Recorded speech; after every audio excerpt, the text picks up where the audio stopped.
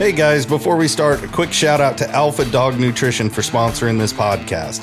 Alpha Dog products are now available at dusupply.com, and you can use code ALPHADOG15 at checkout for 15% off and a credit for free shipping to try it yourself. Now let's get you to your podcast.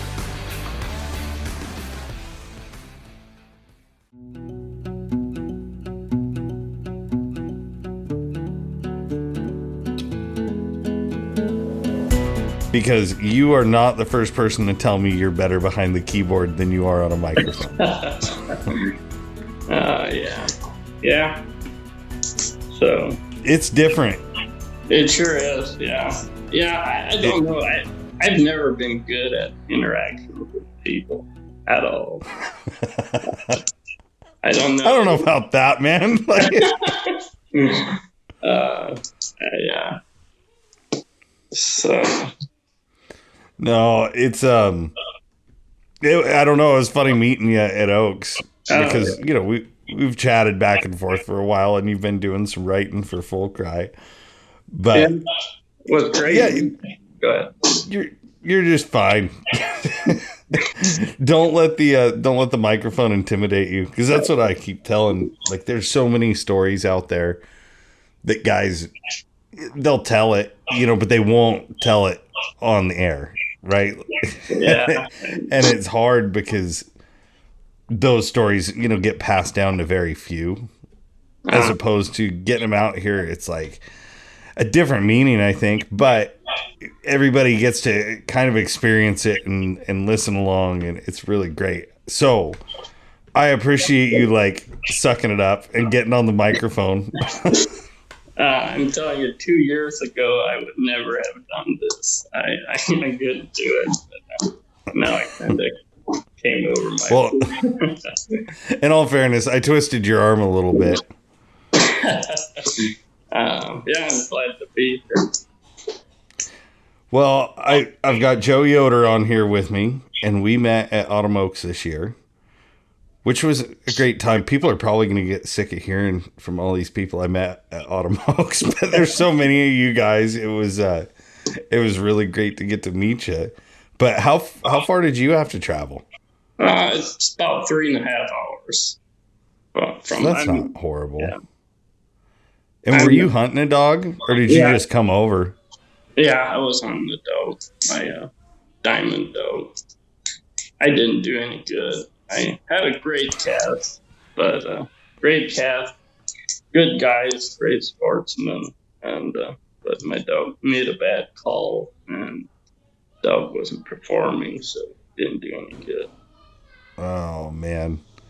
Did you hunt the slams? Because don't they do slams all week before? Yeah, they start Tuesday and all week until Friday. I just hunted Friday night. I had a grand night camping dog, so I was hunting Friday night.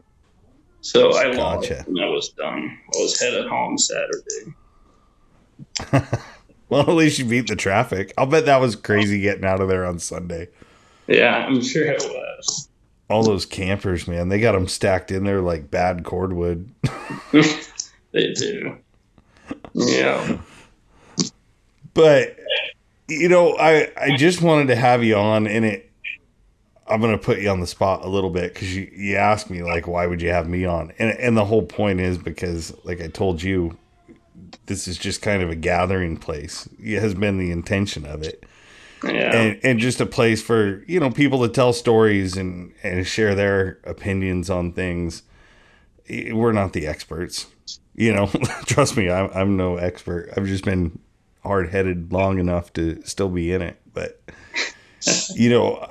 I wanted to kind of talk a little bit, and I will get into your dogs and your hunting beyond. But you've got a kind of unique perspective that I see with a few in the media industry. But you made a comparison in the last article you wrote of coonhounds, competition coonhounds, to horse racing, competitive horses. And I think that's a pretty fair comparison. And I mean, I'd kind of like you to share a little bit of your backgrounds on that, because you are a horse enthusiast, right? big into performance horses? Yeah, I am. I personally don't have horses, but I'm following along on all those. I'm going to the track, or I used to, not anymore as much, but I was going to the track like once a week at least, and I love performance horses, and I watch all those stats and follow along on the big circuit of those race horses. So personally, That's what. yeah. That's why you have coon dogs, not Yeah, performance horses, right? exactly. I just love performance animals. I follow that. I've never been that big on human athletes. Like, I don't follow sports that much. But if there's an animal involved, yeah, that's where Yeah. bucking bulls and all that. I follow all those, but I don't know why. But human athletes never intrigue me as much as animals, I guess. I'm the same way. I'm not a sports guy at all. Like, I mean, I like watching college football a little bit, but I don't follow it by any stretch of the word. But I'm like you, like performance bucking bulls. I have said for years, if I ever hit the lottery big, I was going to own a bull. Like that was number one on the list after the giant property I buy. But same with the stock dogs, and like I was talking with Bear the other night. He hasn't done a podcast in a while, but he's been working with some other kind of dogs and doing some herding stuff. And just talking with him about that and any kind of bird dog, or it's just when you have that human and animal bond and connection and teamwork breaking, language barrier, like, that's a big deal. And I think there's a weird primal attraction to that kind of stuff. Absolutely. Maybe I'm a total weirdo though. No, that's exactly, and that's what I'm trying to capture with my articles, is that interaction between man and animal. Yeah. I kind of geek out over that too. It's not. Yeah. I don't know. Well, you in that last one that you had wrote, and I'm trying to remember what month was it. It was October, November. Was the one on your horse racing article. And I thought it was really, it's not a really, really long article. It was about probably 2.5 pages, I think. Yeah, something like that. But, you kind of touched on something most people don't think about, I would say, in competitive, like the competitive arena with animals of any kind. You can have like different involvement from trainer all the way on up to owner. And I thought that was a really good point to bring out, because it's kind of a great opportunity for guys that if you're young and on fire and you got all this extra time to hunt and you're good with a dog, you can train dogs, experience and exposure. Or if you're getting into your later years, nothing makes me happier than to see, Fever doing well and see Steve get excited, because, he can't hunt like he used to. Thank God he can still get out a little bit, but it's all inclusive, right? Like you can kind of be involved at whatever level you want to dedicate yourself. And you touched on that, what kind of time do you have? What kind of resources? And I would say trainer is one that people think of a lot. Wouldn't you say is like the most obtainable thing, is just training dogs versus absolutely owning a top level, big prize winning dog? Yeah. I think like the handlers get the most credit, I think, but that's not for everybody. But absolutely, like the trainer, I think that's something everybody should be able to do at a certain level. To train big winners, I don't have the skill set to do it really, but some guys do, and that's a special skill set to train big winners. I mean, anybody can pretty much train a dog to go tree a coon once in a while, but train big winners is something. And you can Yeah, it's unlimited to what you can do. You can either a breeder if you want to be a breeder, but you gotta. Yeah, that's. I think that's the toughest part, probably, to have a true breeding program. You've got to have so many dogs, be able to hunt them, to know what you have. Yeah, I I'm no I expert agree at with it. you. Yeah, I'm no expert at any of these, and I really don't. I've got a lot to learn, but that's just what I'm seeing. That's my I would agree with you. I mean, not to downplay any of the others because they're all, experts in their own right. Like a true expert handler is an expert handler, yeah, but you're dealing with an animal that will make you look like an idiot at some point. And when you're breeding, though, you're dealing with genetics. You don't even know what idiot you're dealing with that night, right? Like, so when my dogs are on, they're on. And when they're being idiots, they're being idiots. But at least I know what they're like when they're on. And breeding, it's like, gosh, you're thinking so many generations down the line and exactly. hoping things work out and hoping they all get the exposure. And you're stressed about getting puppies where they want to go or, where you want to place them and test them. And that's really, it's hard. If you don't have a group of people or you have unlimited funds and time, I think it's really hard. Exactly. That's. Always have loved to be a breeder. I think that's the. But I don't have the. I can't hunt. To be a true breeder, you've got to have a ton of female. Like you've got to be able to hunt a lot of female. Know what you have in your female line and all that. And I'm not able to hunt that much, or I don't have the group to do it or whatever. So maybe event that I love genetics, to study genetics and Yeah. in any animal. So you're talking about breeding. Do you run the same line of dogs then, or do you breed dogs at all and just don't consider yourself a breeder? No, I don't breed at all. I've actually never bred a litter of hounds. I just don't think I've got the dogs to do it. I don't know. I've had females that were okay, but I can't get myself to do it. To really get into that, if I know I don't, I can't carry it on. Or I've had okay females, but barely that I thought were worthy to breed. You know what I mean? I'd be very selective about that.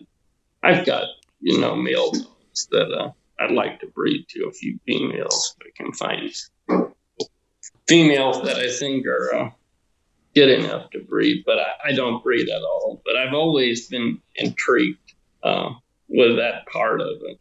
I don't know why, but genetics. I've yeah dug in my own. Yeah, Go ahead. I I think what you said though about not having something worthy of breeding though, like that's pretty heavy. And I think that that's something how do you say it nicely? The best thing in your kennel isn't necessarily worth breeding.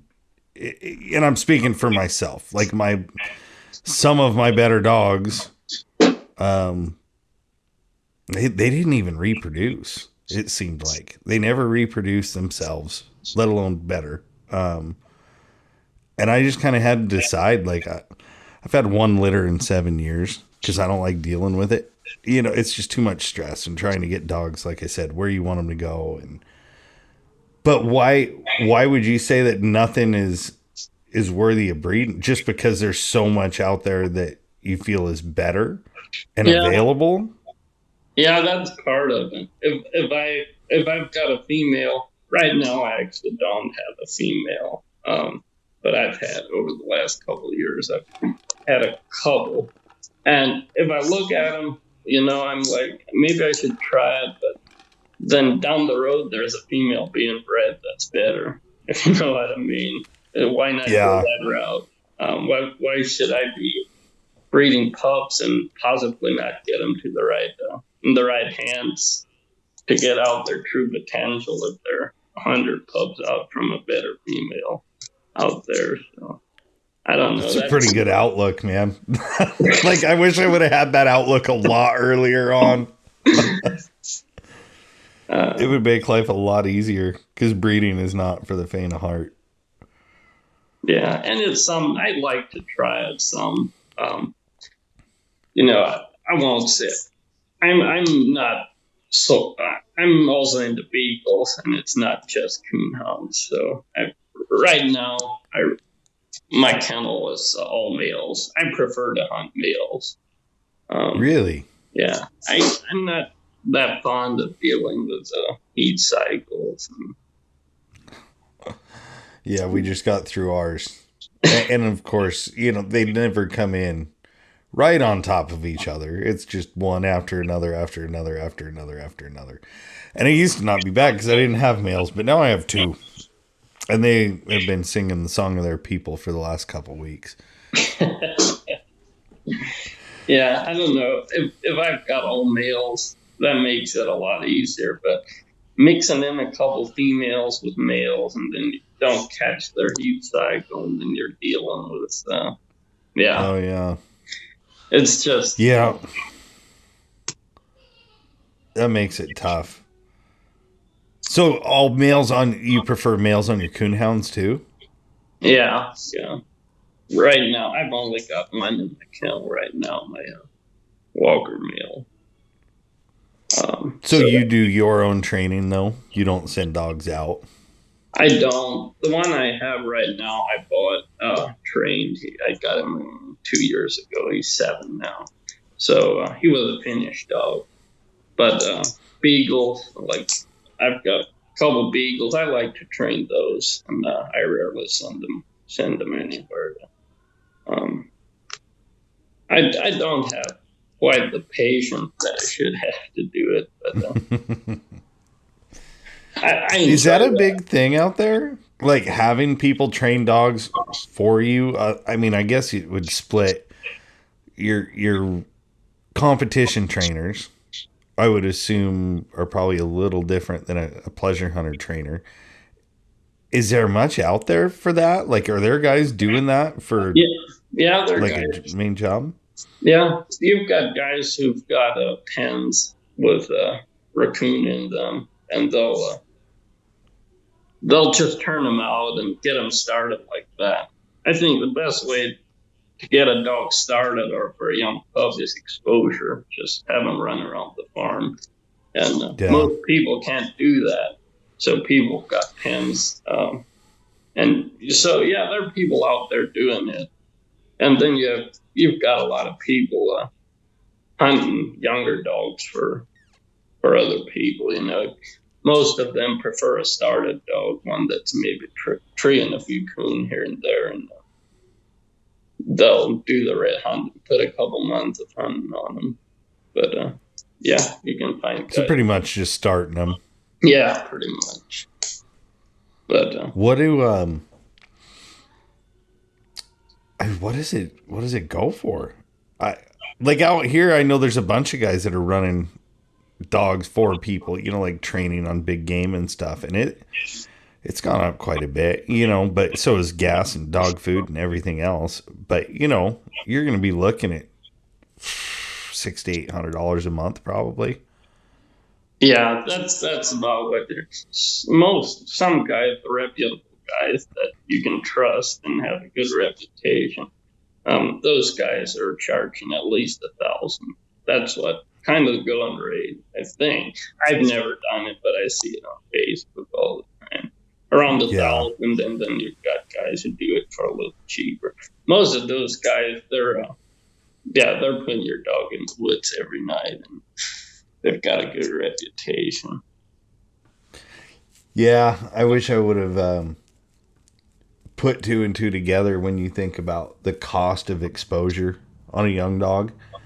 Because, if you think about it, okay, $1,000 a month to send a dog out, or even $800 a month. That's a chunk. I mean, but if you think about it, I'm going to go hunting anyway, and I'm going to spend $60 to $80 on fuel. and you're going to go get on a piece of game, maybe two if you're lucky. I mean, they're putting them on game several a day every day. You can't make up for that. Like, it's kind of a, I don't know. There's just been dogs that I've sent out for the reason of I know they're going to see more, or off season comes on, or for whatever reason. It's just, it's crazy to think that, and I know some people probably think down on that, and that's okay. But I don't need to be hard headed enough to know I'm going to let this dog sit around for 6 months, or I can go send him somewhere and get him on a pile of game with somebody. Yeah, yeah, exactly. And that's what my article was about. There's no shame in sending your dog. If you don't have the time or whatever, there's no shame in sending a dog out and getting trained at all. And that's kind of what my article was about. You don't have to do it all on your own. There are people out there that are probably better than you are. I think very few people can do it all. You know, it's I see it all the time. You know, make your dogs, not buy your dogs. Well, man, I think there's a lot of people hunting hounds right now that would not be in them if they couldn't find a good started dog or something to build off of, or finished dogs. Just buy them finished. But that's not a bad thing. Like there to me, there's nothing wrong with that. If you're not taking claim for it, own it. I mean, own it. My best dogs did not come from this place. They came from my best friend. You know, it's kind of crazy to me. Absolutely, yeah. I see those memes too all the time, and they kind of irritate me sometimes because not everybody's made to make it a great hound. You know what I'm saying? If some people got the money to buy them and they're better at keeping a finished dog or whatever. There's no shame in that. Or just enjoying it. I mean, you go buy a motorcycle in your midlife crisis to go have fun. To me, like, what's the difference if somebody wants to listen to a coonhound roll around at night? That's awesome. That's what we need. Exactly. Yeah. But no, I like that because the title, I'm trying to remember, was it Finding Your Niche? Yeah. Yeah. That's what I thought. But I thought it just hit really, really good on that. You know, it was not saying one part is more important than the other, and don't diminish the fact of, you know, you are where you are, and you got to know what you are and accept that kind of, and just do what you can. Yeah, exactly. When I was a little bit younger, you know, I got into that Facebook hype where you thought you had to do everything on your own. And when I started to compete with my hounds, go to a couple night hunts, soon I realized that I wasn't made for this. You know, I can't. I had zero experience, and you know, you are who you are. Obviously, you should strive to be your best and whatever. But if you're better at training a dog or better at competing, maybe you're a handler or whatever. Maybe that's some people enjoy the night hunts a lot more than just training a dog or hunting a dog through the week. So some of those guys will barely turn a dog loose through the week. They'll prefer a night hunt. Sure. So as far as the owners, though, I guess I don't follow it close enough because you talk about, you know, you can be involved as an owner. Is that a big thing? Like, is there a group of guys that own, like, they just buy the dogs and own them as an investment? Yeah, there are a couple guys who do that. There are, I'm not saying a lot of guys do it, but there are some guys who got a lot of money and they're paying a lot of money for the dog. So yeah, they're definitely some guys, but it's select few, you know. But some of those guys have handlers, like professional handlers that they're paying. Pretty much got them on a payroll to hunt their dogs for them. I couldn't imagine what it would cost to campaign a dog now. It, Like we campaigned on the show side a little bit, but thank God we had a friend who was a handler. So I mean, that was a huge help. But gosh, the money that goes into campaigning, especially like we were saying, performance dogs, it's crazy. it's I don't even know what it would cost. What are the entry fees up to now? Some of these hunts are ridiculous. Like, I shouldn't say ridiculous. In my mind, it's like, holy cow, I don't have that much faith in my dogs. yeah. I don't follow that too much. I don't have the money. I'm not competing at that level by any means. Some of them are $7,500 entries. I've seen as high as $10,000 entries. I think the Jarvis Umphers Memorial PKC. I think that's $10,000. If I'm correct. Holy cow. But yeah, I can't imagine. Those are that's yeah, I couldn't do it. that's far beyond my pay grade. So But you still do competition hunt, right? You pleasure yeah, hunt too, but you competition hunt. yeah, UKC. I've been living, and those yeah, those aren't the big money. They UKC does have those yeah, started in the money hunts, but I haven't. Mm-hmm. Yeah, yeah. Yeah. Trying to keep it in my yeah what I can afford. I guess. Well, that's all you can do. I mean, really, I would love to have coon clubs out here. It's just that we don't have them. There's one club here in Oregon. I've talked about it before. But if a guy wants to, like, if you've got the time and the money, you could hunt pretty much every night of the week, couldn't you? Bouncing around between PKC and UKC and club hunts. Yeah, I think if you just travel around, you can hit a hunt almost every night a week. In That's the east insane. here where I'm at. That's something I always dreamed about doing. Is just doing that. But yeah, I don't think that's in the books for me. I've slowed Like, down a lot lately. The last couple of years, I haven't been competing that much. It's just time in my life. I've got a mortgage and everything, so I hey, can't. if you want to do this for the long haul, you got to take care of life first. That Accept. was a hard one to learn. And honestly, I'm dragging tonight because we went hunting last night. I got home at about 4 and back at work this morning. But it's like you can only sacrifice that sleep so many nights a week, and still be a functioning human.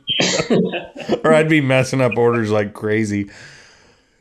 Yeah, But if the rest of your life is in order, it seems like the dogs are so much less of a stressor for me now than they were when I was like push, push, push, push, push. They got to perform. They got to do this. We got to go out 5 nights a week. We got to do X, Y, Z to be legitimized. I wish I would have had your article 12 years ago. That would have been helpful, Joe. But, you just got to accept it. And I mean, shoot, man, that's what's going to keep a guy involved and not burned out. You're doing it right, I think. I used to do that too a couple of years ago.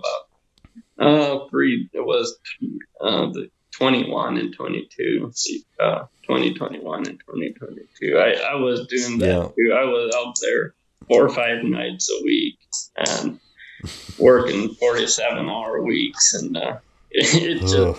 it just burned me out. That's why the last year I really slowed down. It just kind of doing more Yeah. pleasure hunting, and yeah, I just burned myself out a little bit. Yeah, I think a lot of us have been there. So I know those mornings where there's a Red Bull and you're just trying to keep your Yeah. eyes open and trying What to are get through the these? workday. Our listeners can't see this, but I've started. What are these? Zoa and Rain. The Red Bull kills me now, but those two, that'll get you going through the day. Yeah, I don't. I need to pick up an energy drink sponsor for this thing. That would be great. Just ship a truckload of that stuff down here. We'll keep going. Lately, I've been drinking that Mountain Ops. Have you heard of that, or have you tried it? I have. I haven't been using Mountain Ops here lately, but for like probably 2-3 years, that's what we used primarily. Gosh, what is it? The Ignite, because it still has the caffeine, or I get a wicked headache. I'm so addicted to caffeine, it's ridiculous. But that stuff is killer. It is. When they do the peach flavor, I'm a sissy. I like peach. Like, or what is it? Mango Madness too. I'll buy that. We need to get Mountain Ops on here too. Yeah. Keep talking, Joe. You're gonna make us some money by the end of this thing. There you go. Yeah, that's which ones are you using?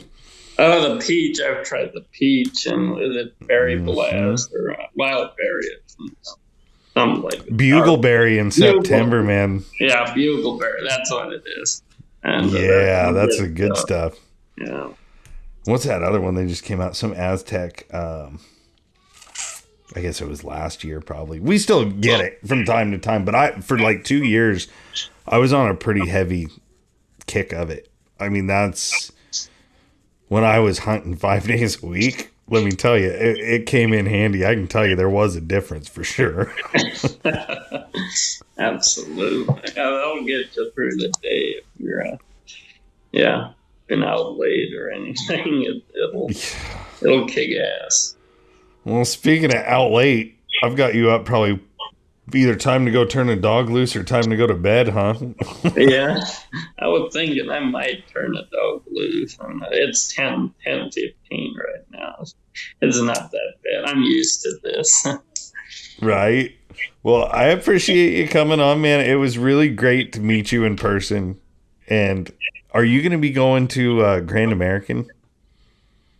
I doubt that. I'm not traveling a whole lot here in the last year, so I doubt that I'll be at the Grand American. We'll see, but not. Well, next time we land in the same place, we'll have to get hooked up. I'd like to go out on a cast with you.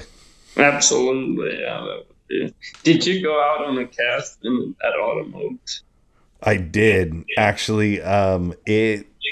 I did a podcast with TJ Bolin, and it's going to come out, tomorrow, I guess, as we're recording this.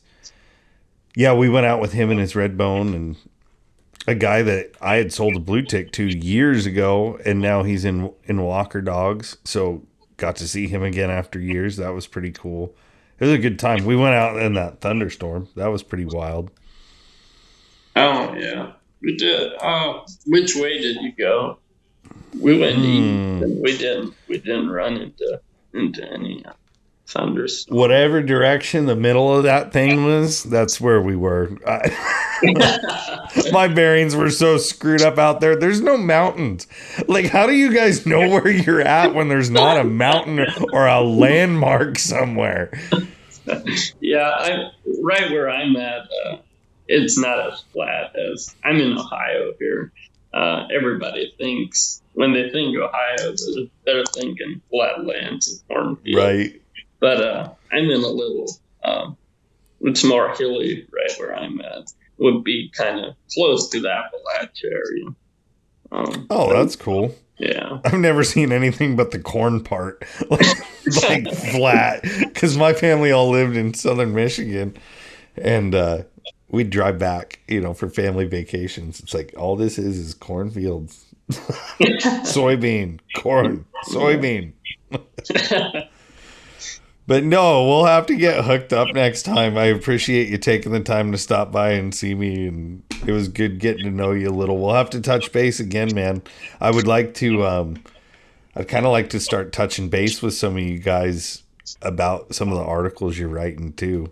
I don't want to make it a sales pitch, but I feel like a lot of stuff gets lost on social. Like, if somebody asks a question on social media and I read it, it's gone in 20 minutes. Like, I'm not going to remember a lot of them.